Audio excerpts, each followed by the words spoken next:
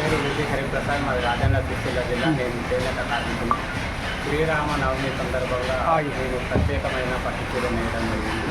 ఇందులో కొంగులో భద్రాచలం మూలావిరాట అమ్మవారు, స్వామివారు, లక్ష్మణుడు వచ్చే విధంగా పొందుపరిచి నేయడం జరిగింది. గత 3 సంవత్సరాలుగా నేను భద్రాచలం సీతమ్మవారి కళ్యాణానికి నేను ప్రత్యేకమైన చీర నేయడం జరిగింది. మొదట్లో పట్టు పీతాంబరం చీర, గత సంవత్సరం సీతారాముల కళ్యాణం వచ్చే విధంగా పొందుపరిచి నేసిన చీరలు మూలావిరాట అమ్మవారికి, స్వామివారికి ఈ పట్టు వస్త్రాలు అందించడం జరిగింది. ఈ సంవత్సరం కూడా ప్రత్యేకమైన చీర నేయాలన్న ఉద్దేశంతో నేను ఈ చీరను రూపొందించి చీర కింది భాగంలో శంకుచక్ర నామాలు మరియు హనుమంతుడు, గరత్మంతుడు వచ్చే విధంగా నేసాను. చీర మొత్తం కూడా శ్రీరామ రామ రామేసి మనోరథం అనే శ్లోకం మొత్తం వచ్చే విధంగా దాదాపు 51 సార్లు వచ్చే విధంగా చేయడం జరిగింది.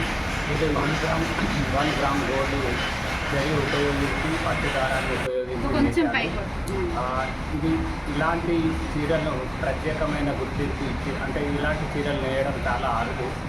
వీటికి ప్రత్యేకమైన గుర్తింపు ఇచ్చి దేవాదాయ శాఖ తరఫున ప్రభుత్వమే కొనుగోలు చేస్తే బాగుంటుంది. ప్రతి సంవత్సరం శ్రీరామనవమికి మా సిరిసిల్ల చేనేత కార్మికులకు ఈ సీతమ్మవారికి మరియు రాముల వారికి పట్టు వస్త్రాలు నేసే అవకాశం కల్పించాలని ముఖ్యమంత్రి గారిని కోరుకుంటున్నాం.